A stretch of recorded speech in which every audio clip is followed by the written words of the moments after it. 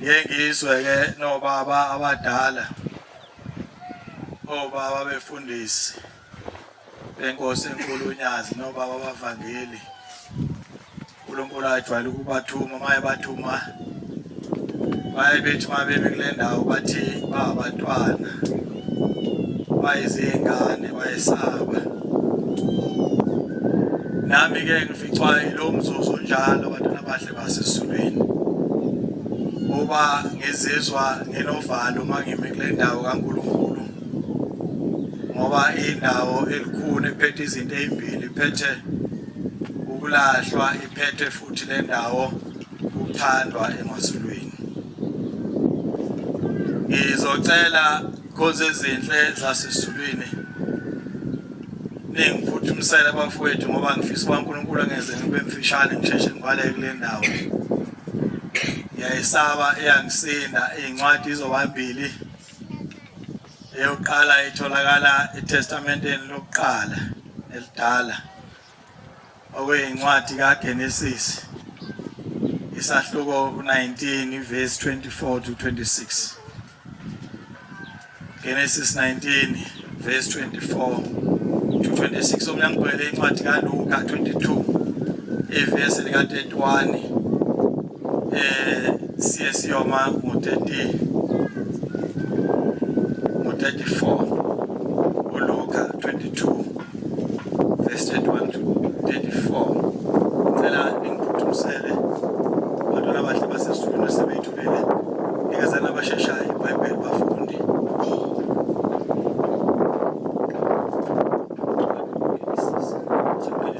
Genesis 19 verse 24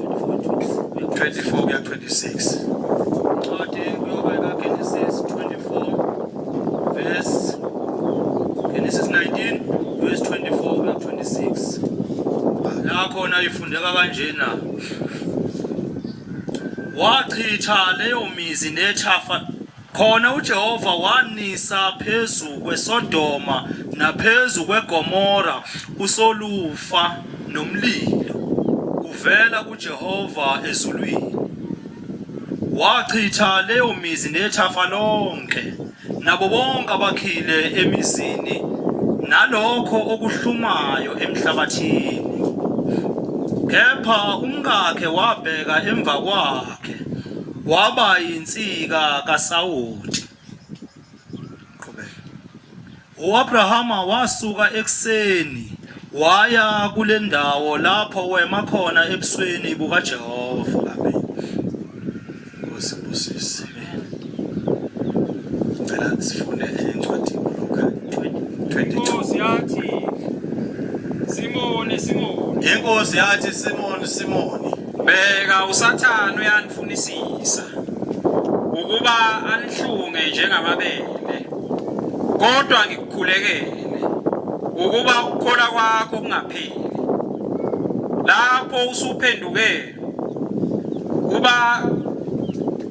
lapho usuphenduke ubaxinise abazalwane bakho wathi kuyo Nkosi sengilungele ukuya nawe nasetilongweni nasekufeni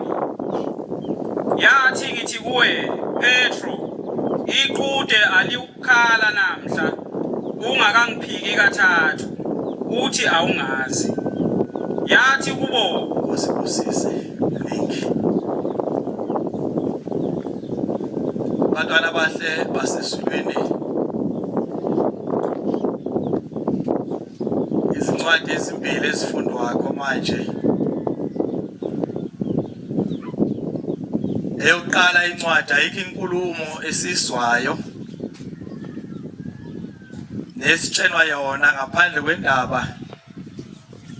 yokuthi uNkulunkulu mayesethe lokhu mntanami ungakwenzi uqhubeke wena ukwenze esethe uNkulunkulu esethe ushembe lo esize kuye la sonke unyazi lwezulu oluthixo selithe bantu abami lokhu kuyekela ngikuthandi siqhubeke thina sikwenze ma uza eTestamenteni elisha le ndaba ukugcina ukufundwa ngayo lo mntwana kaNkulunkulu wayenza isifungo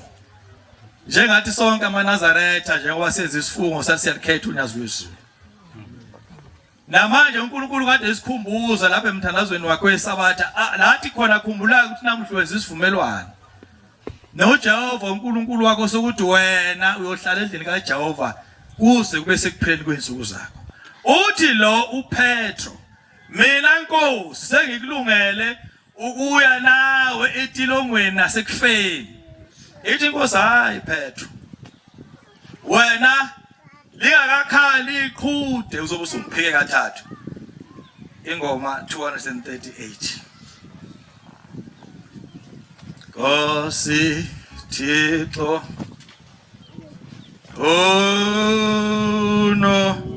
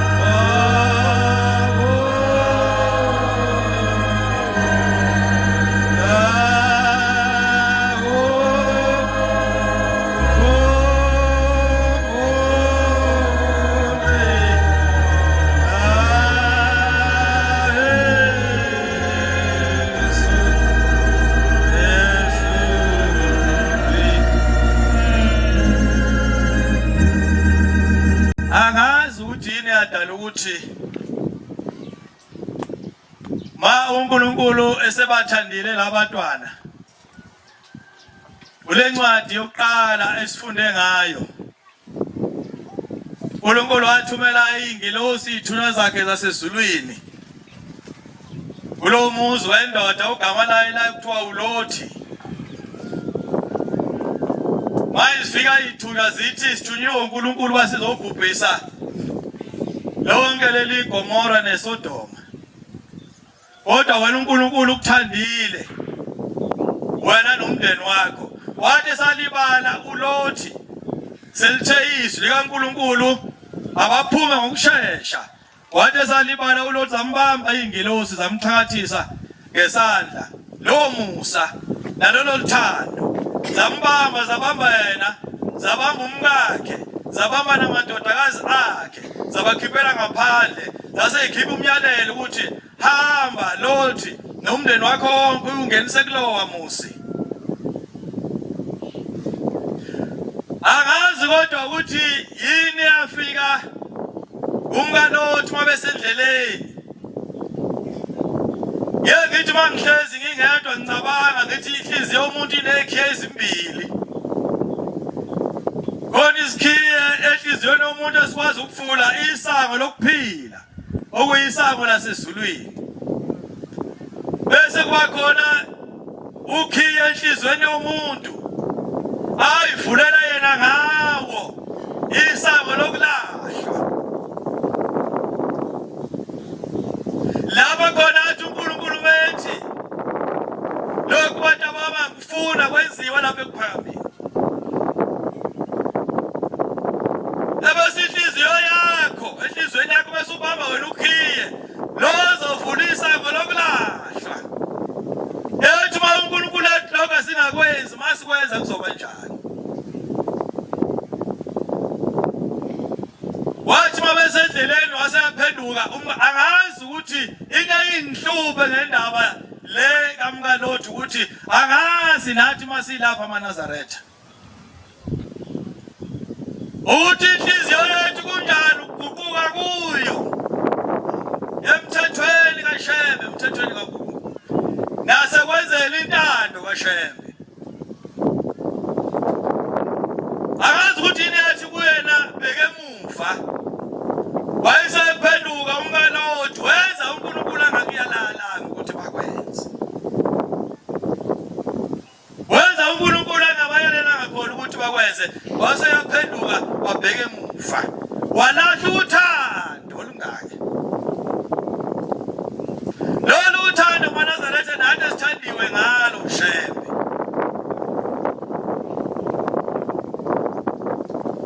kungenzeka nathi mase sikulolu hambo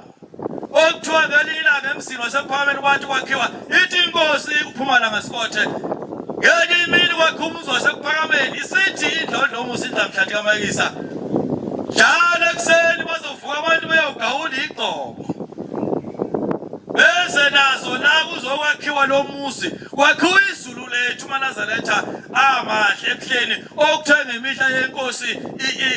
inkosi ilanga ithi bantu abamle ndawo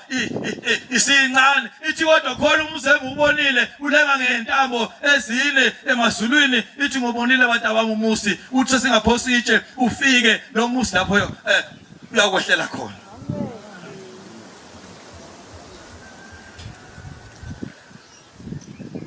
zahamba lezi insizwa zivuka ekuseni ziyogawula igcobo zibuya nazo kwakhiwa umuzi wasekuphakameni ithi ka inkosi wahamba lamadoda amayigawula lezi igcobo elethe kuphakameni waqala lapha emajakethini abagqokile emabhantshini isho njalo inkosi ayisho amajakhethi ithi emabhantshini waqala washo ukuthi khona into ehlala la aqala amabhantshi aphucuka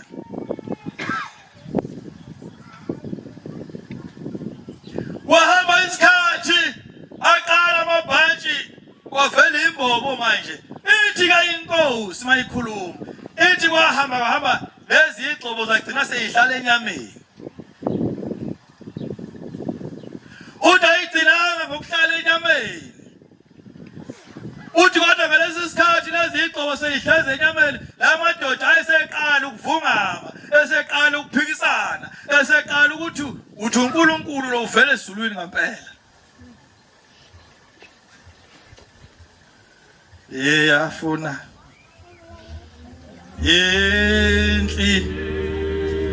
inhliziyo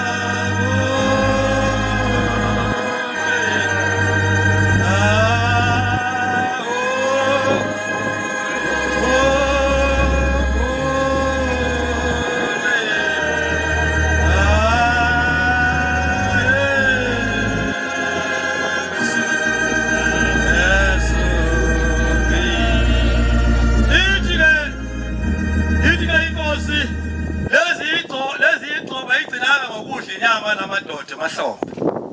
uthi yagcina isihla ngisho umphefumulo uthi yadlula enyameni yasidlulela emphefumulweni base bayaqala ukubuza ukuthi uNkulunkulu ngempela uvele ezulwini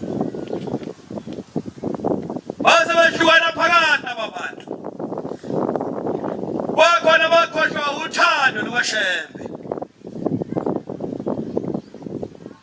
wakhona bakhohlwa ukuthi uNkulunkulu yazi eNazaretha isono sesenza into embi isono umuntu base simdlile isono umuntu simngena kancane simngene kancane size singene siphelele kuye sibe uyena naye abe yiso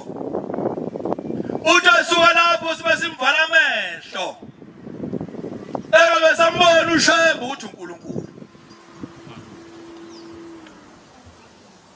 isono umuntu simvala amehlo basalibona unyazi lwezulu ukuthi luthixo basalibona unyazi lwezulu ukuthi luNkulunkulu uvalwa isono angazi ukuthi yini eyenza kuba umkalothi uNkulunkulu amale kanti besemthandile eqaleni bona abantu bacelela abantwana njengoba kade ku-October nje uNkulunkulu kade ebhabhadisa igidi ngenkulungwane yabacelela labo bantwana bakaNkulunkulu kade beyobhadadiswa beyogezwa beyohlanjululwa ukuthi baze bangalahli uthando lukaShembe ngoba njengoba kade beyobhadadiswa nje bakhethiwe bathandiwe emazulwini kodwa ukhiya ukubona wokuvula isango lezulu enhlizweni zabo esengena uShembe unyazi ahlale khona lokhiya futhi ukubona uba bavule isango lokulahlwa kodwa kanti bona bese bethandiwe nomngane wethu ayithandiwe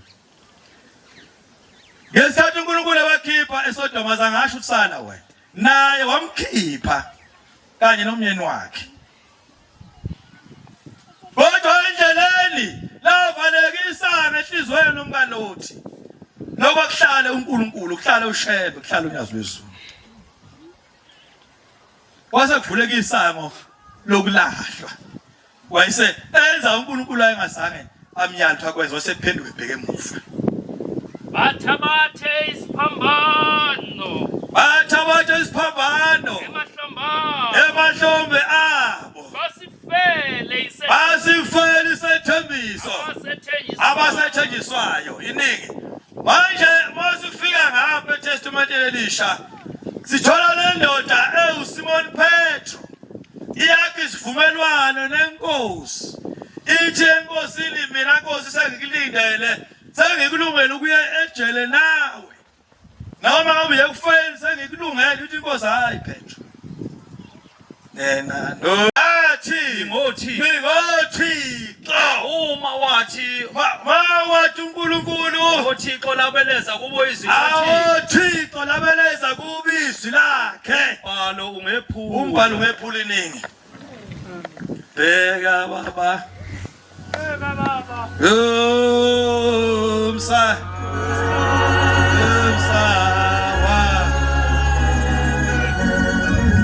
umsa wakho yezwa umtha adazo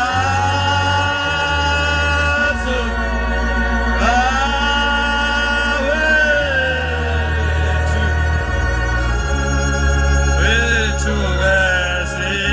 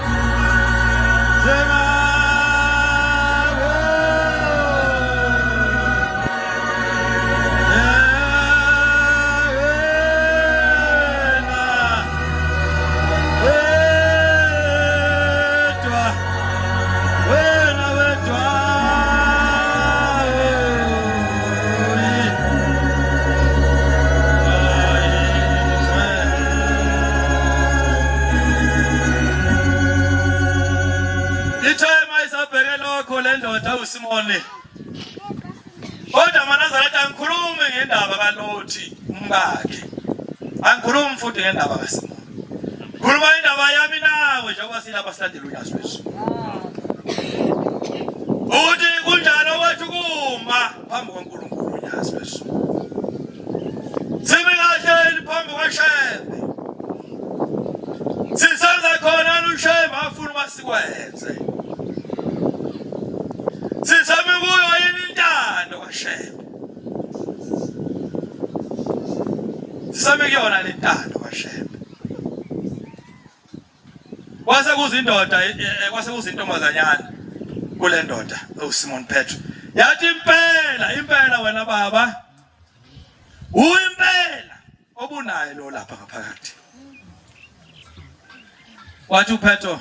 waphika kwesibili wathi Petro cha mntanami wathi cha angimazi lo muntu enikhuluma ngaye wasayena uNkulunkulu wasekumuntu langesikhathi babamkhulu evimbezelwa izitha zakhe ukhona amadoda abaleka amshayedwa wabamkhulu uBhombela angani moko kuseGroundville asemshayedwa uNkulunkulu lathi khona izitha zakhe zathi mazimbamba uBhombela waze kuphuma amanzi ashelelelayo emzimbeni wakhe ababethu babembamba ngengalo ashelelele baze bakhathala wasephuma esehamba ekhombisa ukuthi uNkulunkulu ayibonge inkosi enkulu yakhe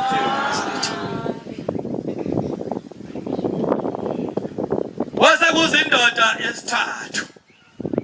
sekuzumuntu wesithathu wase kuzindoda yathi impela impela wena ngisho ukukhuluma kwakho hayi maNazaretha sizothatha imphikile ushebe unyazi phezulu ngenxa yeyinkinga mhlawumbe sibhekana nazo sisethethina asilwazi unyazi bathi abantu bangaphandle impela kodwa uPaul nasekuphakameni impela kodwa wena uPaul unyazi phezulu kuwe wena ngonyazi wesizulu bakhuluma umama ngesabathe ledlule enkozweni khona umama owathi amaphoyisa kaShebe yilabo abantu abangayimbethi ingube emhlophe okuzodoma usuthi ucashile ngoba isolo sinjalo sinikana amasu sinikana amaqhinga uzofika umubi kuwena akunike ngisho iqhinga ukuthi uzuphumelele laba fanele kwenze kanjani kodwa uthi noma usuthi ucashile ukhona yofika ethi wena ungonyasi wesizulu ithi kandoda impela wena ngokukwakhe lo uthi uphetha hayi ndoda angimazi lo muntu wayesesho ngokuhluthuka uPetro wathi mayekade ukusho nje yasiyaphenduka inkosi yayingeke eduze kwakhe kodwa yayimuswa ngendlebe yasesizulweni yasiyaphenduka inkosi usibheka ngalapha ebehlezi ngakhona maNazaretha singalahli uthando lunyazi lwesi yayisiphenduka inkosi simbheka laselakekileke iqhuthe waphuma lapho uPetro wathinta isililo wena nkosi na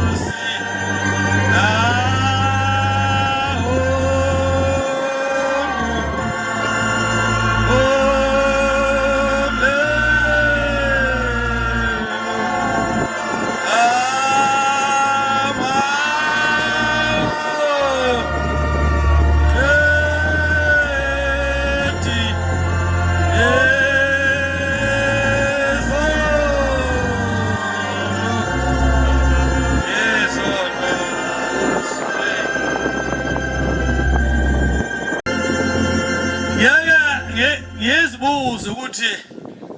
ngathi lolu thando elingaka uNkulunkulu asithande ngalo uShebo uNyasibesulu nalo musa ngaka uNkulunkulu awehlisele phezulu kwethu unyazi kungenzeka yini abantu labahle basesizulwini sithi masificwa zokugcina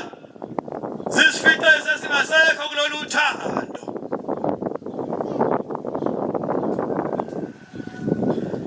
Entweni sizonke amaNazaretha ingathi singakhulekela kakhulu uthando lonyazi lwezulu lungasuki kithi. Uthando lukaShembe lungasilahli. Uthando lukaShembe lungasifulatheli thina kunye nabantwana bethu. Ayikho into ekuhlungu ukuthi silapha esabathweni. Ingane zethu abanye bethu azikho esabathweni. Sentandweni yaso.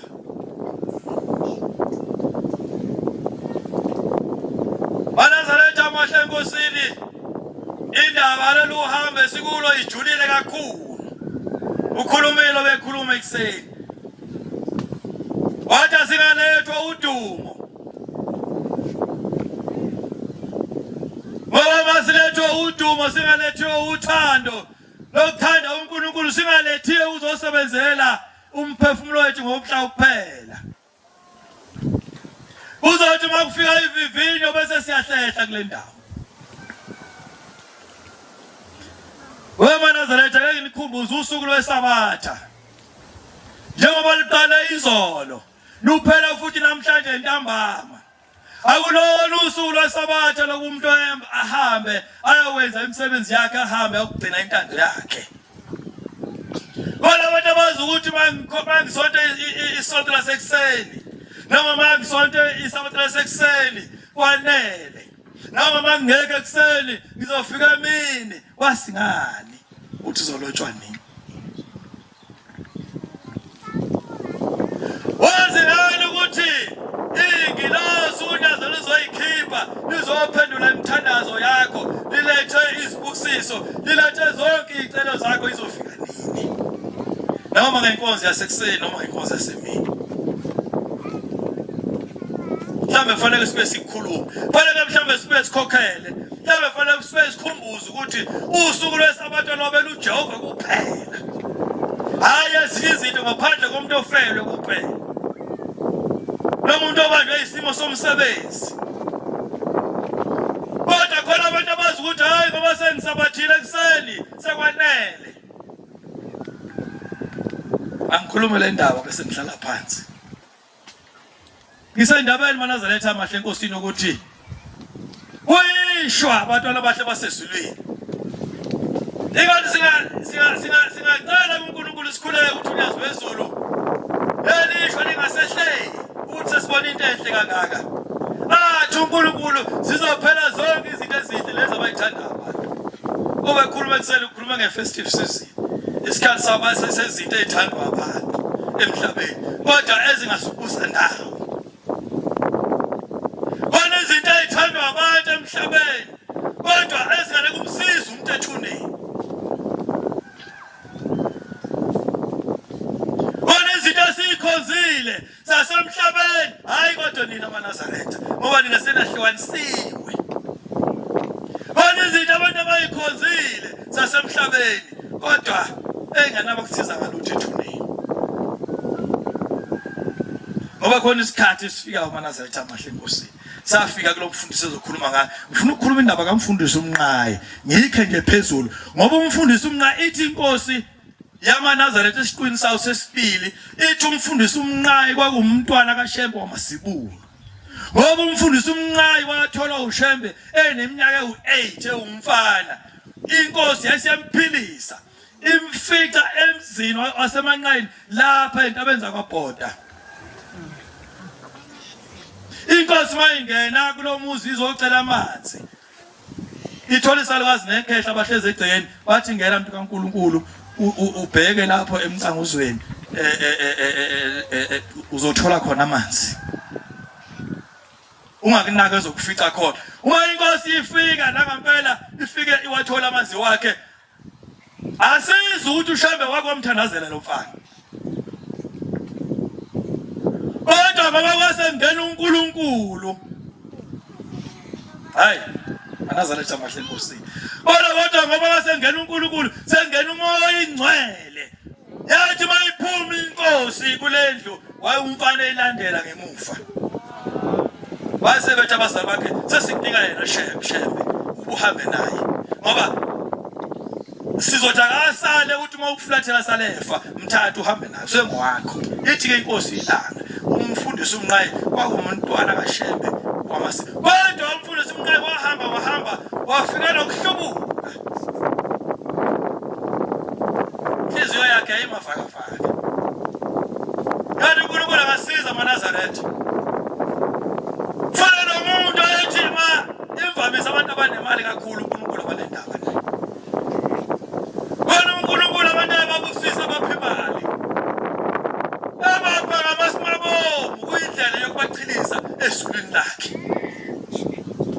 asibona uma siyicela imali obasayidinga semhlabeni kodwa sazi ukuthi asiyicela ibe sezingeni ukuthi noma siyithola kodwa uNkulunkulu uthando lukaShembe lungahlehli kithi kodwa abantu uNkulunkulu athi mababusisa ngemali kube mhlaba emdelile uNkulunkulu khona abantu ukuthi uNkulunkulu bayabapha inkomo ebapha imfuyo inkomo nezimbuzi babudele uShembe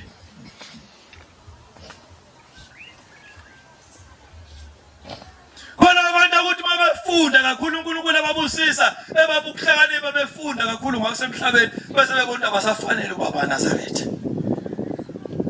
bathi inkosi kuzodlula konke okukhona emhlabeni yini into eyosala ibe yinhle emhlabeni uNazaretha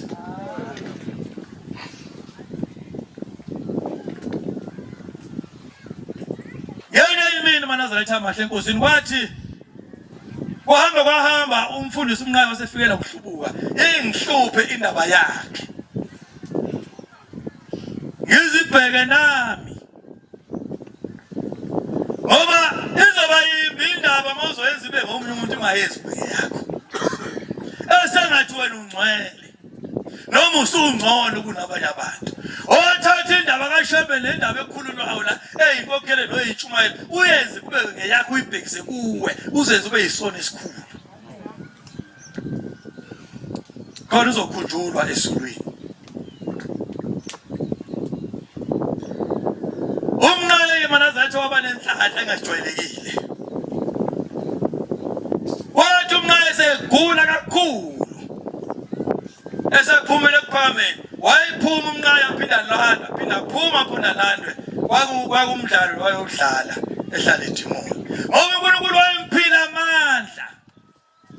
khona abantu uShembe athi bayebephama abapha amandla umfundisi uMnqayi thiwa wayengathi nje bangiguqile nemayithi izulu line manje mayithi akwenzeke into yenzeke manje wathi wayenjalo umfundisi uMnqayi wayiphiwe inkosi enkulu yasekuphakameni eNdlondlomusa idla mhlathi kaMayisa lawo mandla aseyambhensisa abantu bathandazela abantu bephile ngegama likaShembe uNyazi lwezulu bese becabanga ukuthi bona abaphilisi akekho umuntu okwazi ukuphilisa umuntu uShembe kuphela uNyazi lwezulu kuphela thina wasethembisa uNkulunkulu umuntu masithi umoya wakho mawusenkosi waphila abagulayo kuyoba njalo nxa sikholwa wasekufika isikhathi sengihlala phansi amaNazaretha wasekufika isikhathi kumfundisi uMnqayi wasegula senebandla lakhe laseZiyoni wayesegula bonke benomfundisi uMzobe yibo bonke abaphuma umfundisi uMzobe yathi mayithumela nenkosi inyanga yezulu ithi akalandwe uma inkosi isiqu sesibili ilanga sithumela ukuthi akulandwe uMnqayi nenkosi inyanga yezulu yayisiyakhumbula ukuthi ngesikhathi babamkhulu ebagcoba phezukwentaba endala wamisa umfundisi uMnqayi wayesemisa umfundisi uMzobe phambi kwenkosi inyanga yezulu wamisa uMnqayi phambi kwelanga athi ma inkosi ilanga lithumela ukuthi akulande uMnqayi yayisithi inyanga yezulu nomfundisi uMzobe angabe sasala wafika umfundisi uMzobe waliqhiliza uthando lukaShembe waliqhiliza yena ngesandla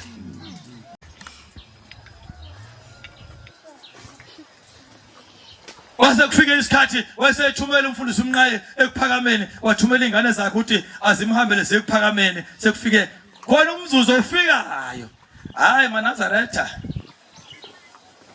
ungakuba masizohamba ibanga elide sikhohlwe ukuthi khona ukufa okuzosifica ngelinyanga usilindile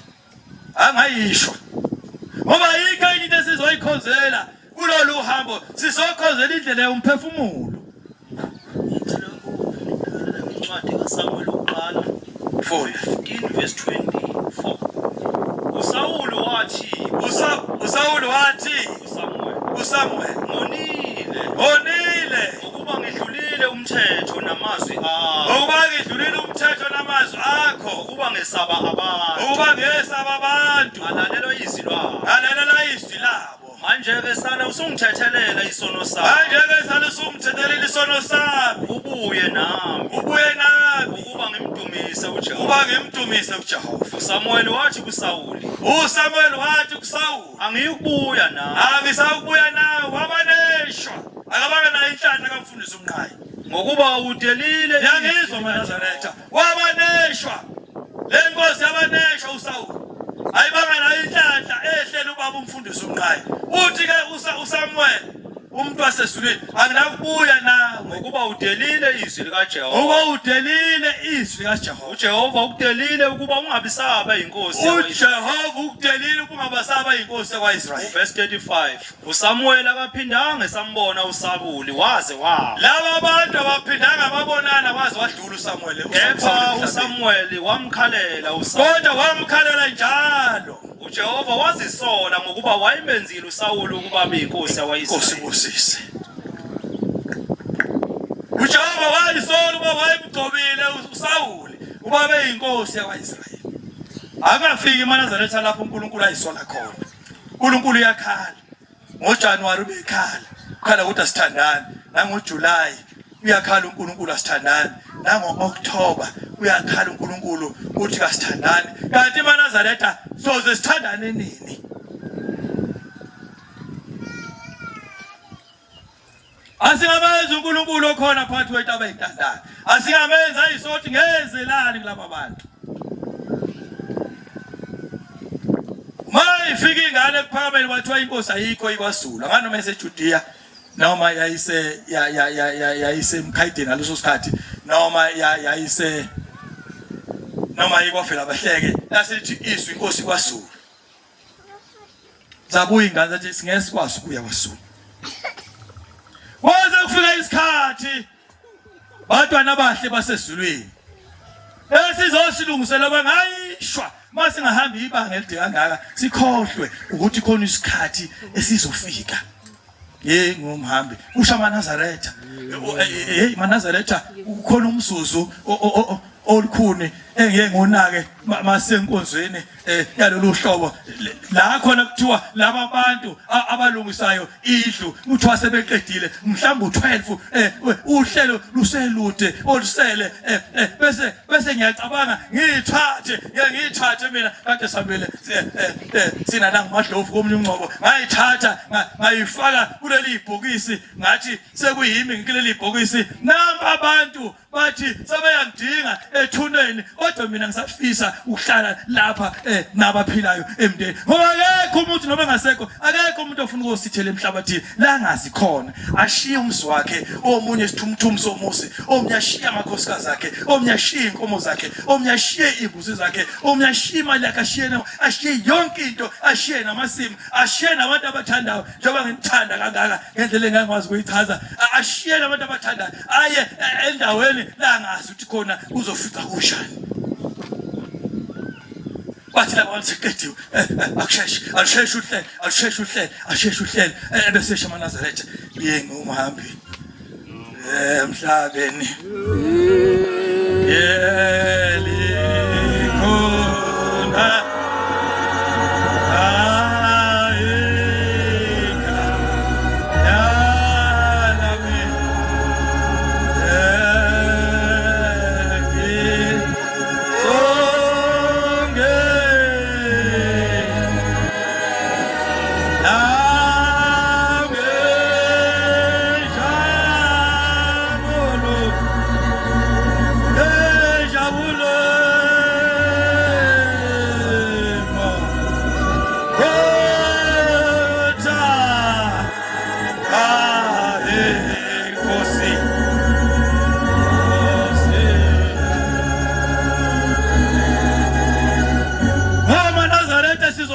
silungiselela indlela nabazali bethu bahambile lo mkhulu bahambile ngaphambili balandele obaba nathi sizohamba ngalendlela sifike isikhathi athi amantombazane ngiphe inkosi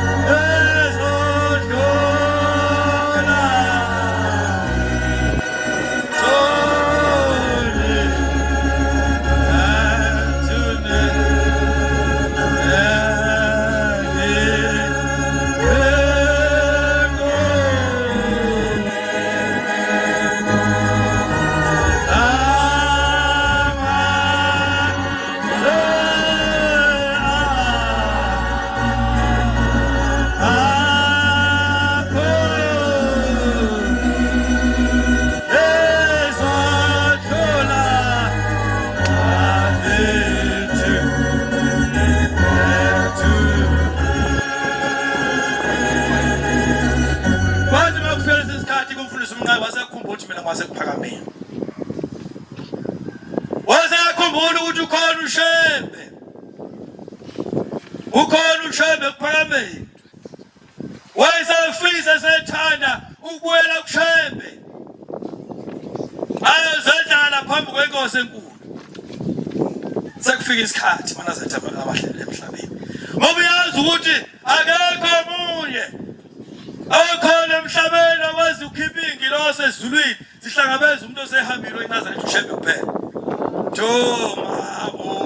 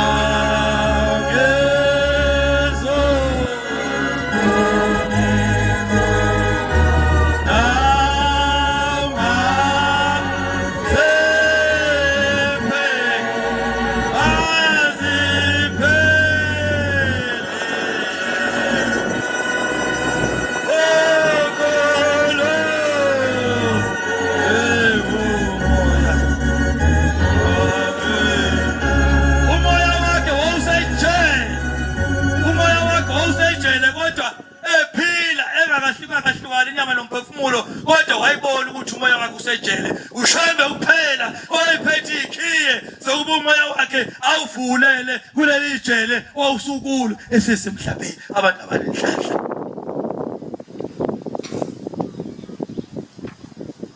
wathi mesehambile uMnqayi ngicabanga ukuthi iminyaka yayisemthathu yathumela inkosi yathi uMnqayi selokhu hamba emhlabeni uyakhala ethuneni uMnqayi yakhala ethuneni abantu abanenhlanhla angazi noma mina ngoba nalo enhlanhla wathi uMnqayi yakhala ethuneni ufuna umbiyi bazongcwatshwa ephakameni la khona abangcwele la kufihle khona abantu abangcwele bakhe uyasibese abantwana abahle basesulwini ngiyabonga uNkulunkulu uyazi bezulu omthuma kwakhe uNkulunkulu engathi bekungabamele nabakithi basekhaya omama balelo thunumhla kumele nekhali kababa kumele naleli thempeli kumele nanamanazareta abadluzi ngibe nebuhlungu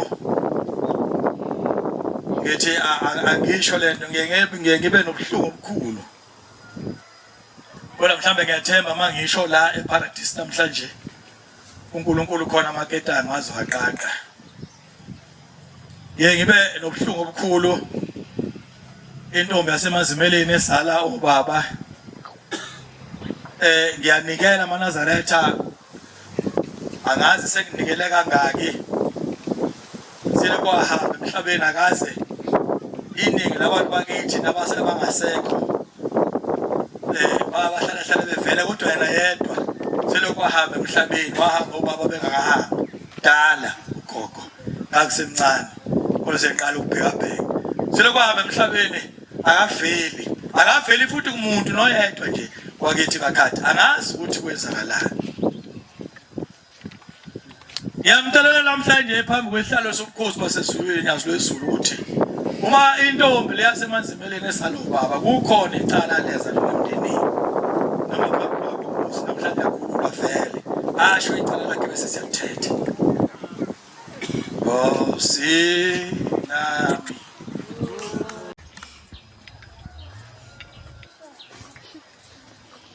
wase kufika isikhathi wasethumela umfundisi umnqaye ekuphakameni wathumela ingane zakhe ukuthi azimhambele sekuphakameni sekufike khona umzuzu ofikayo hayi maNazaretha ungakube masizohamba ibanga elide sikhohle ukuthi khona ukufa okuzosifica ngelinye usilindile angayishwa ngoba yikho into esizoyikhonzela kulolu hambo sizokhonzela indlela yomphefumulo. Incwadi kaSamuel uqala 15 verse 24 uSawuli wathi uSamuel ngonile ukuba ngidlulile umthetho namazwi akho ukuba ngesaba abantu alalelo izwi labo manje ke sana usungithethelela isono sami ubuye nami ukuba ngimdumise uJehova. uSamuel wathi kuSawuli angiyukubuya nawe wabaneshwa akabanga nayo inhlanhla kamfundisi umnqayi ngokuba udelile yangizwa maNazaretha wabaneshwa lenkosi yabaneshwa uSawuli ayibanga nayo inhlanhla ehlela ubaba umfundisi umnqayi uthi ke uSamuel umuntu wasezulwini anginakubuya nawe ngokuba udelile izwi likaJehova uJehova ukudelile ukuba ungabisaba inkosi yakwaIsrayeli. Verse 35 uSamuel akaphindanga esambona uSawuli waze wawa laba abantu abaphindanga babonana waze wadlula uSamuel kepha uSamuel wamkhalela kodwa wamkhalela njalo uJehova wazisola ngokuba wayemenzile uSawuli ukuba beyinkosi yakwaIsrayeli. uJehova wayisola ukuba wayemgcobile uSawuli ukuba beyinkosi yakwaIsrayeli. Akafiki maNazaretha lapho uNkulunkulu ayisola khona. uNkulunkulu uyakhala ngoJanuwari ukhala ukuthi asithandane nangoJulayi uyakhala uNkulunkulu asithandane nangoOkthoba uyakhala uNkulunkulu uthi kasithandane kanti maNazaretha soze sithandane nini? Asingamenza uNkulunkulu okhona phakathi kwethu abayintandane. Asingamenza ayisothi ngezelani kulabo bantu. Mayifika ingane ekuphakameni kwathiwa inkosi ayikho ikwaZulu. Nganoma eseJudiya noma yayise emkhaideni ngaleso sikhathi noma yayise noma yikwavela bahleke lasithi izwi inkosi kwaZulu. Zabuya ingane zathi singeke sikwazi ukuya kwaZulu. Waze kufika isikhathi bantwana bahle basezulwini esizosilungisela bangayishwa masingahamba ibanga elide kangaka sikhohlwe ukuthi khona isikhathi esizofika. Ngumhambi usha maNazaretha maNazaretha ukhona umzuzu olukhuni engeke ngonake masenkonzweni yalolu hlobo la khona kuthiwa laba bantu abalungisayo idlu kuthiwa sebeqedile mhlawumbe u12 uhlelo luselude olusele bese ngiyacabanga ngiyithathe mina kade sambele sina la ngamadlovu komunye unqobo ngayithatha ngayifaka kuleli ibhokisi ngathi sekuyimi ngileli ibhokisi namba abantu bathi sebeyangidinga ethuneni kodwa mina ngisafisa ukuhlala lapha nabaphilayo emndeni ngoba akekho umuntu noma ngasekho akekho umuntu ofuna ukosithela emhlabathini la ngazi khona ashiye umzi wakhe omunye isithumthumu somusi omunye ashiye amakhosikazi akhe omunye ashiye inkomo zakhe omunye ashiye imbuzi zakhe omunye ashiye imali yakhe ashiye yonke into ashiye namasimu ashiye nabantu abathandayo njengoba ngithanda kangaka ngendlela engangikwazi ukuyichaza ashiye nabantu abathandayo aye endaweni la ngazi ukuthi khona uzofica kunjani bathi laba bantu seqediwe asheshe uhlele bese shama Nazaretha ngumhambi emhlabeni yelikhona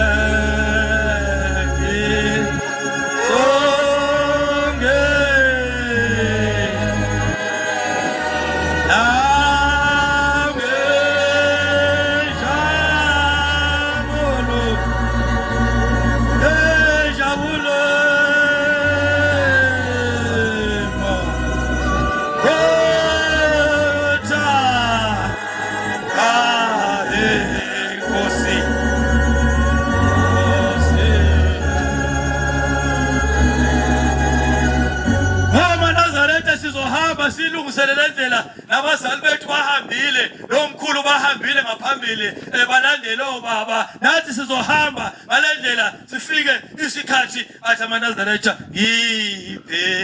inkosi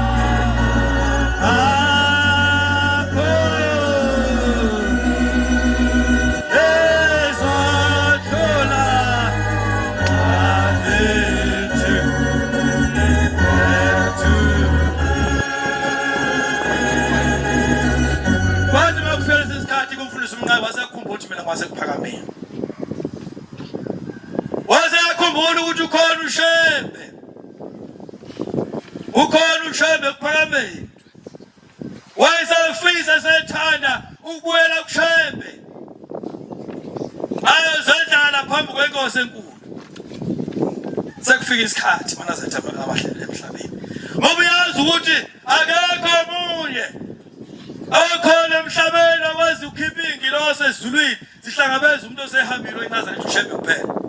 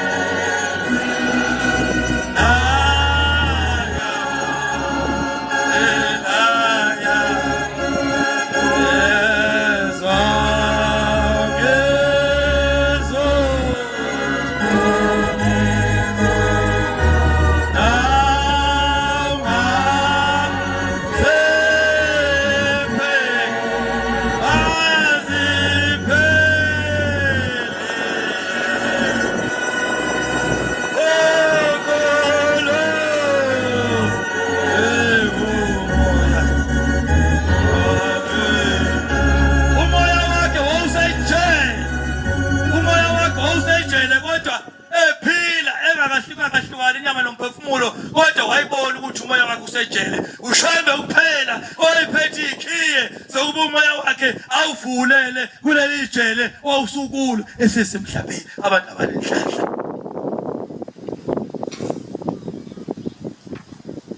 wathi mase ehambile umnqaye ngicabanga ukuthi iminyaka yayisemthathu yathumela inkosi yathi umnqayise lokuhamba emhlabeni uyakhala ethuneni umnqabi yakhala ethuneni abantu babe nenhlanhla angazi noma mina ngoba nalo inhlanhla wathi umnqabi yakhala ethuneni ufuna umbibi azongcwatshwa ephakameni la khona abangcwele la kufihle khona abantu abangcwele bakhe uyasibese abantwana abahle basesuleni ngiyabonga uNkulunkulu